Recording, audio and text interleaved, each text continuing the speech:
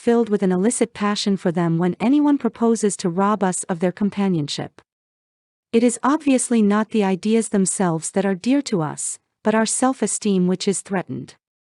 The little word my is the most important one in human affairs, and properly to reckon with it is the beginning of wisdom. It has the same force whether it is my dinner, my dog, and my house, or my father, my country, and my God. We not only resent the imputation that our watch is wrong, or our car shabby, but that our conception of the canals of Mars, of the pronunciation of Epictetus, of the medicinal value of salicin, or of the date of Sargon I is subject to revision. We like to continue to believe what we have been accustomed to accept as true, and the resentment aroused when doubt is cast upon any of our assumptions leads us to seek every manner of excuse for clinging to it. The result is that most of our so-called reasoning consists in finding arguments for going on believing as we already do. Carl Rogers, the eminent psychologist, wrote in his book on becoming a person, I have found it of enormous value when I can permit myself to understand the other person. The way in which I have worded this statement may seem strange to you. Is it necessary to permit oneself to understand another? I think it is. Our first reaction to most of the statements, which we hear from other people, is an evaluation or judgment, rather than an understanding of it. When someone expresses some feeling, attitude, or belief, our tendency is almost immediately to feel, that's right, or that's stupid, that's abnormal, that's unreasonable, that's incorrect, that's not nice. Very rarely do we permit ourselves to understand precisely what the meaning of the statement is to the other person. Point 1 I once employed an interior decorator to make some draperies for my home. When the bill arrived, I was dismayed. A few days later, a friend dropped in and looked at the draperies. The price was mentioned, and she exclaimed with a note of triumph, "What? That's awful. I am afraid he put one over on you." True? Yes, she had told the truth, but few people like to listen to truths that reflect on their judgment. So, being human, I tried to defend myself. I pointed out that the best is eventually the cheapest, that one can't expect to get quality and artistic taste at bargain basement prices, and so on and on. The next day, another friend dropped in, admired the draperies, bubbled over with enthusiasm, and expressed a wish that she could afford such exquisite creations for her home. My reaction was totally different. Well, to tell the truth, I said, I can't afford them myself. I paid too much. I'm sorry I ordered them. When we are wrong, we may admit it to ourselves. And if we are handled gently and tactfully, we may admit it to others and even take pride in our frankness and broad-mindedness. But not if someone else is trying to ram the unpalatable fact down our esophagus. Horace Greeley, the most famous editor in America during the time of the Civil War, disagreed violently with Lincoln's policies. He believed that he could drive Lincoln into agreeing with him by a campaign of argument, ridicule, and abuse. He waged this bitter campaign month after month, year after year. In fact, he wrote a brutal, bitter, sarcastic, and personal attack on President Lincoln the night Booth shot him.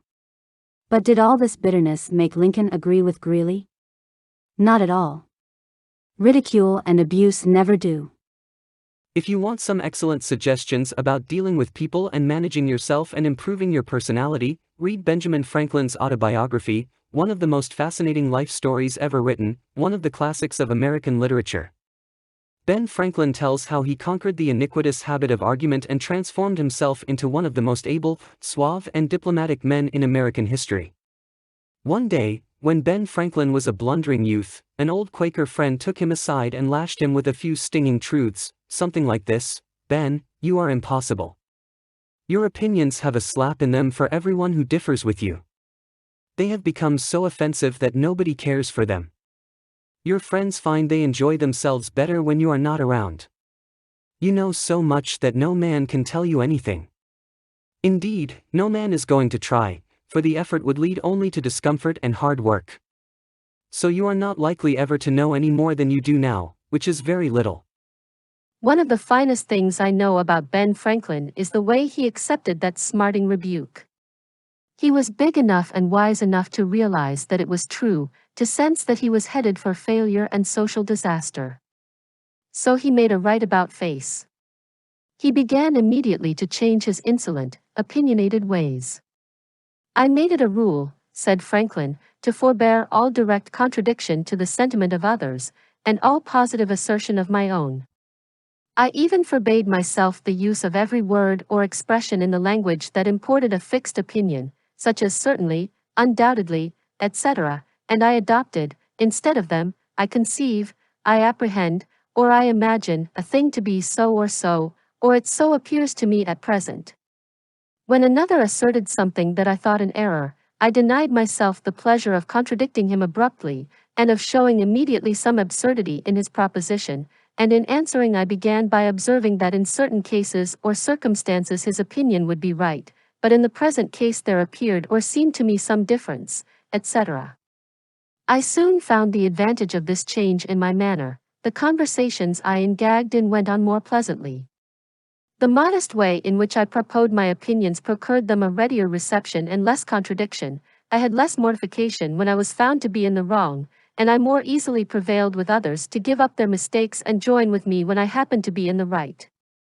And this mode, which I at first put on with some violence to natural inclination, became at length so easy, and so habitual to me, that perhaps for these 50 years past no one has ever heard a dogmatical expression escape me.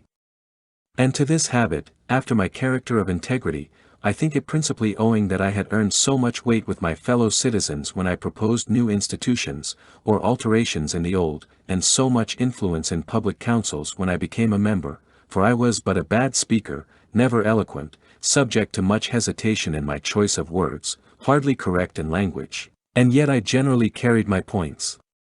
How do Ben Franklin's methods work in business?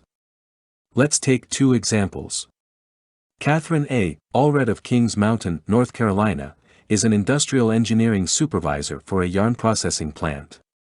She told one of our classes how she handled a sensitive problem before and after taking our training. Part of my responsibility, she reported, deals with setting up and maintaining incentive systems and standards for our operators so they can make more money by producing more yarn. The system we were using had worked fine when we had only 2 or 3 different types of yarn, but recently we had expanded our inventory and capabilities to enable us to run more than 12 different varieties. The present system was no longer adequate to pay the operators fairly for the work being performed and give them an incentive to increase production. I had worked up a new system, which would enable us to pay the operator by the class of yarn she was running at any one particular time. With my new system in hand, I entered the meeting determined to prove to the management that my system was the right approach. I told them in detail how they were wrong and showed where they were being unfair.